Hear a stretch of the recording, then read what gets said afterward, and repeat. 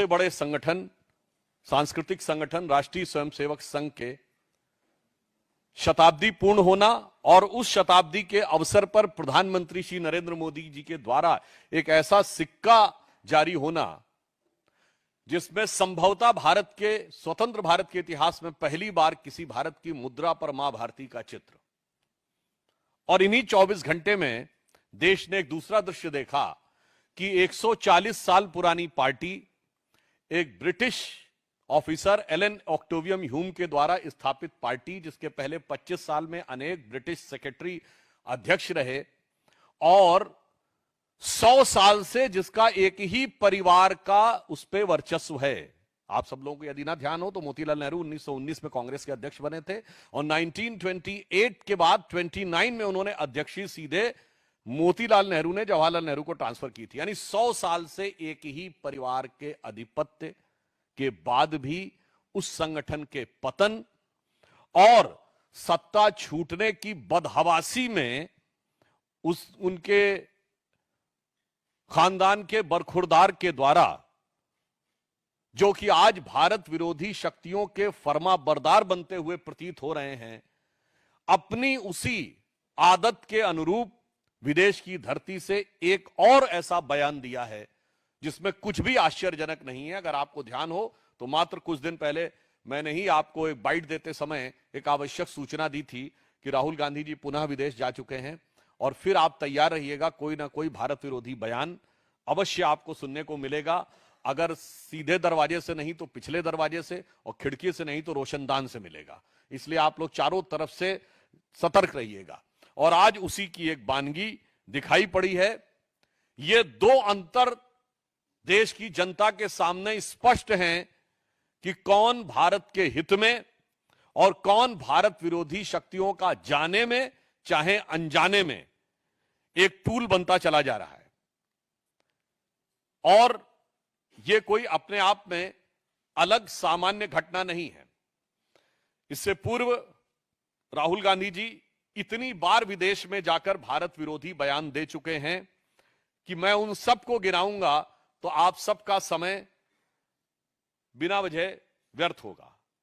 अभी सितंबर 2025 में जो अभी इन्होंने बयान दिया कोलंबिया यूनिवर्सिटी में, जो अभी आज दिया है, इससे पहले वो सितंबर 2024 में वॉशिंगटन, 9 सितंबर 2024 को अमेरिका के टेक्सास, सितंबर 2024 में वर्जीनिया, 6 मार्च 2023 को लंदन, फिर मार्च 2023 में फिर लंदन और मार्च 2023 में कश्मीर को लेकर अन्य विषयों को लेकर उन्होंने बोला है। मई 2022 में लंदन में, मई 2022 में रूस यूक्रेन के बारे में उन्होंने बोला, फिर ब्राउन यूनिवर्सिटी में मार्च 2021, दुबई में जनवरी 2019, लंदन में अगस्त 2018, मलेशिया में मार्च 2018, सिंगापुर में मार्च 2018, बहरीन में जनवरी 2018 और अमेरिका में सितंबर 2017।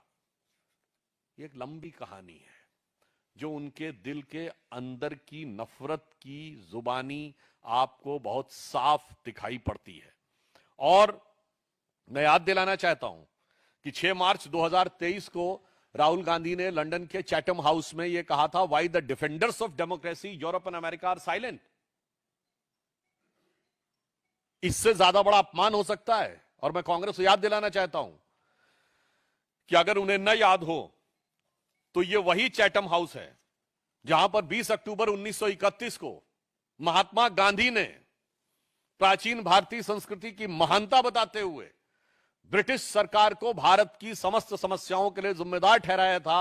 और उन्होंने कहा था, India's educational system, again I am saying 20 October 1931, Chatham house London, उन्होंने कहा था, British have destroyed the educational system of India which was a beautiful tree, और जो बिल्कुल समानता का था, और उसे नष्ट कर दिया 100 साल पहले, यानी 1931 से 100 साल पहले, यानी गांधी जी का कहना था 1820-25 के आसपास।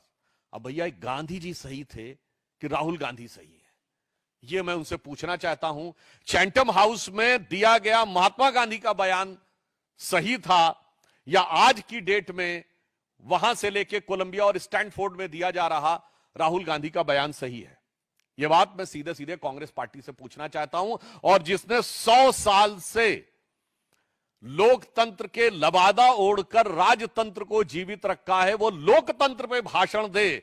मुझे लगता है इससे ज्यादा हास्यास्पद और विडंबनापूर्ण उदाहरण नहीं हो सकता, और वो भी इस देश में लोकतंत्र के सबसे बड़े प्रतीक प्रधानमंत्री श्री नरेंद्र मोदी जी, जो भारत के लोकतांत्रिक परिपक्वता और जो विस्तार के सबसे बड़े प्रतीक हैं कि रेलवे प्लेटफॉर्म पे चाय बेचने वाला व्यक्ति लगातार तीसरी बार भारत का प्रधानमंत्री जनता के द्वारा चुनकर बना, उसको वो सरमन दे जो कि अंग्रेजों से दोस्ती करके, अंग्रेजों के द्वारा स्थापित होकर और किसी की कृपा से प्रधानमंत्री का पद पाकर पिछले 100 सालों से अपना राजतंत्र येन केन प्रकारेण संरक्षित किए। मैं पुनः स्पष्ट कर दूं, कांग्रेस अध्यक्ष कोई भी रहा हो, सत्ता गांधी परिवार के हाथ में रही है, इसलिए कांग्रेस के लोग ये कह के बचाव नहीं कर सकते अमुक अध्यक्ष था। अभी आपको ध्यान हो खड़गे जी क्या बोले थे अपने ही प्रांत के मुख्यमंत्री के बारे में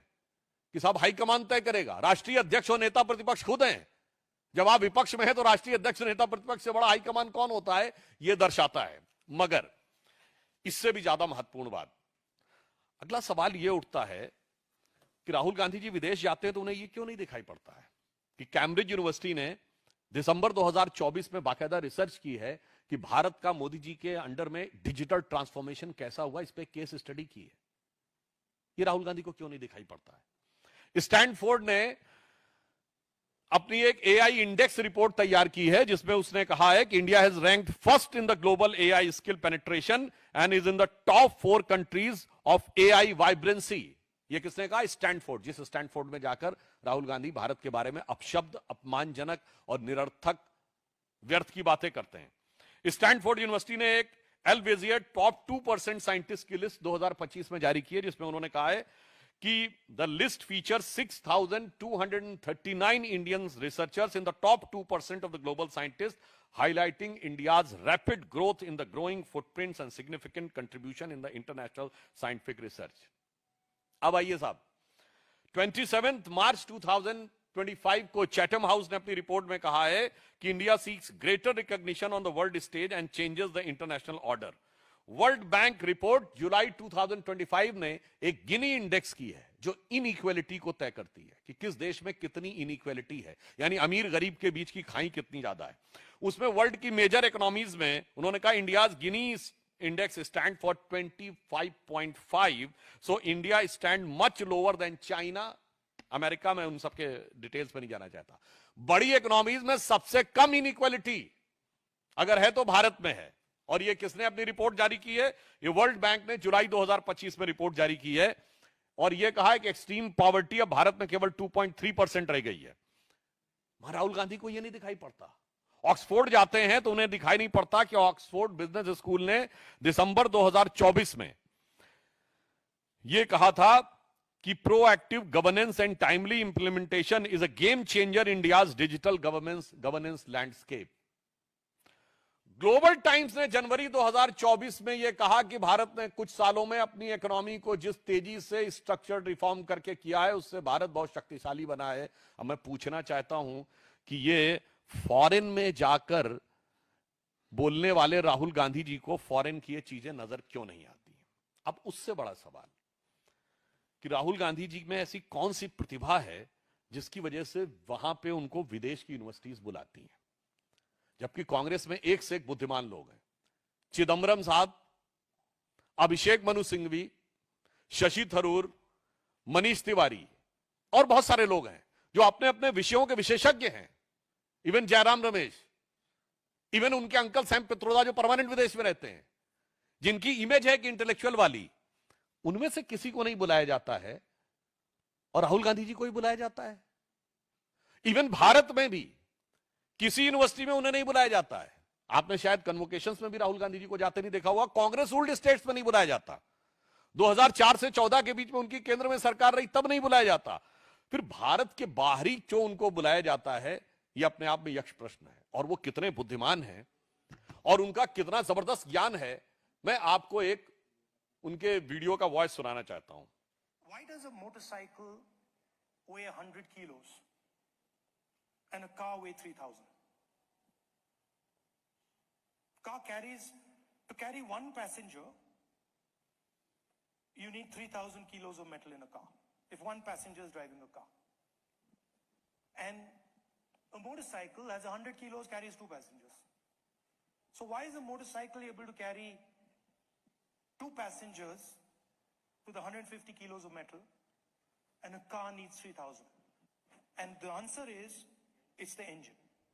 Because it's the engine that kills you on impact, right? And the motorcycle is light because the engine disappears from you when you have an accident, right?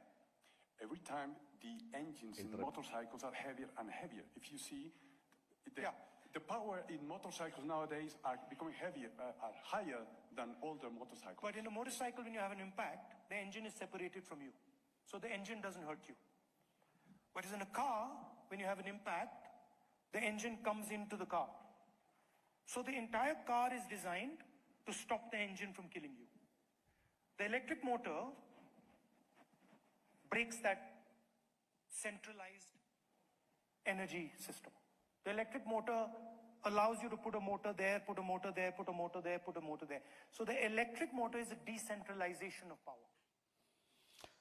मुझे लगता है कि इसको सुनने के बाद अगर किसी के भी ज्ञान चक्षु उन्मीलन समझते हैं ना, उठने में कोई शंका रह गई हो तो समाप्त हो जानी चाहिए। ऐसा अद्भुत मैकेनिकल इंजीनियरिंग का ज्ञान दिया है कि हार्ले डेविडसन से लेकर टोयोटा तक और वॉक्सवैगन से लेकर फोर्ड तक बैठे हुए इंजीनियरों ने मेरे ख्याल से छाती पीटना शुरू कर दिया होगा कि इतना जबरदस्त ज्ञान कहां से आ गया है। बताइए साहब, वो ये बता रहे हैं कि वो डिसेंट्रलाइजेशन है। अरे मेरे भाई, कार 4 व्हीलर है, वो 2 व्हीलर है, 2 व्हीलर में जायरोस्कोप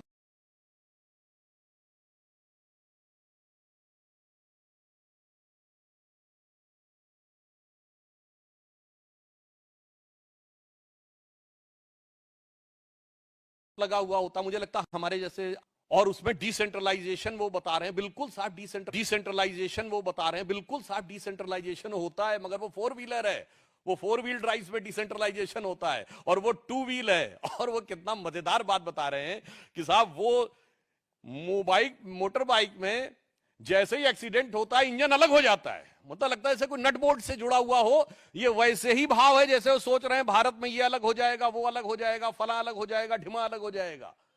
आप सोचिए, ऐसे अद्भुत ज्ञान संपन्न व्यक्ति को कांग्रेस पार्टी की तरफ से बुलाया जाता है।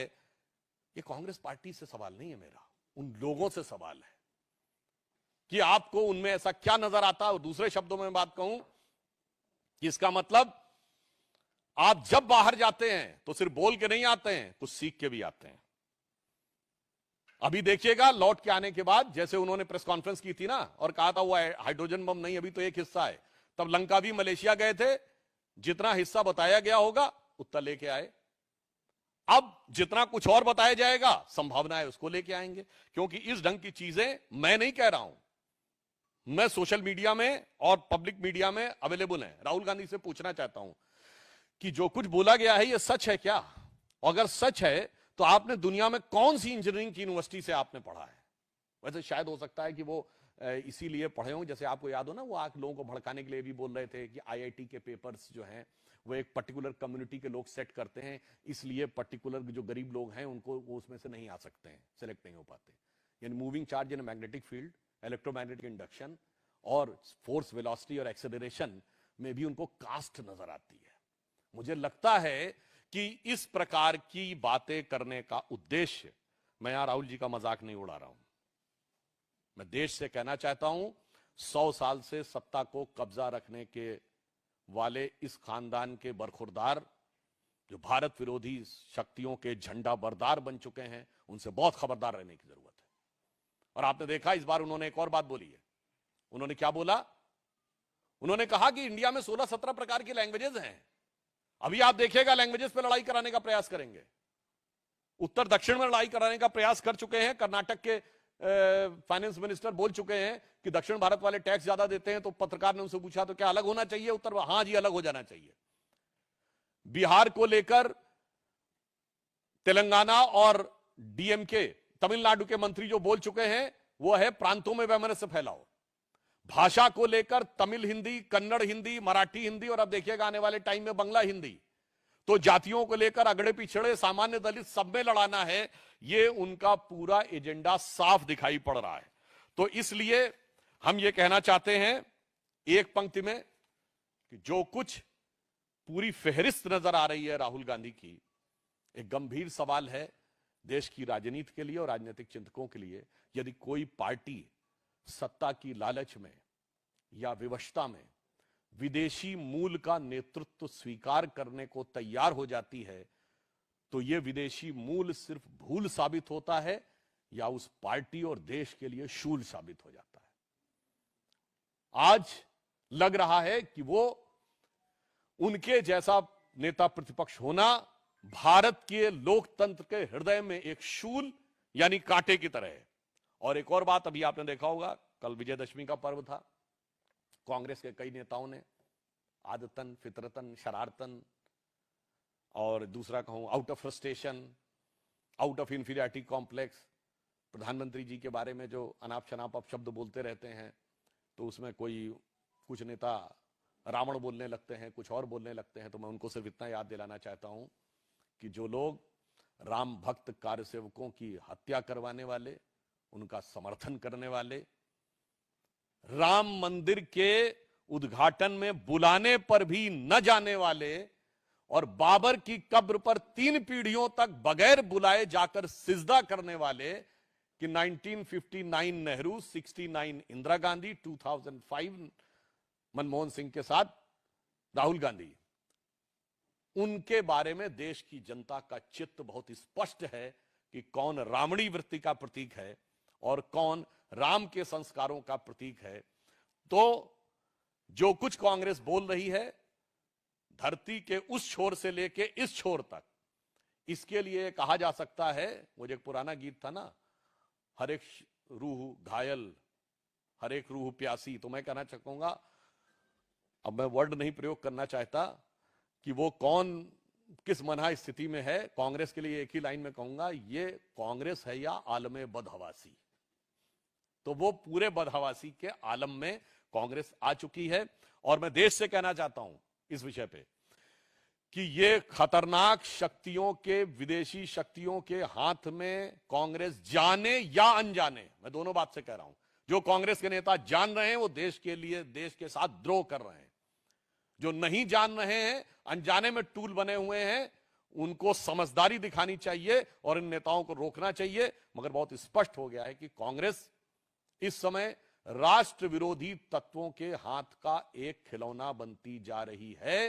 कांग्रेस का नेतृत्व एक जमाने में इतना परिपक्व था, आज की डेट में उतना ही अपरिपक्व है। कांग्रेस का नेतृत्व एक जमाने में अल्ट्रा लेफ्ट और इन लोगों को यूज करना जानता था, इंदिरा गांधी और पीवी नरसिम्हा राव तक। आज उनके द्वारा यूज होने लगा है। यह सिर्फ कांग्रेस के लिए समस्या नहीं है, आज देश के लिए चिंता का विषय है। धन्यवाद।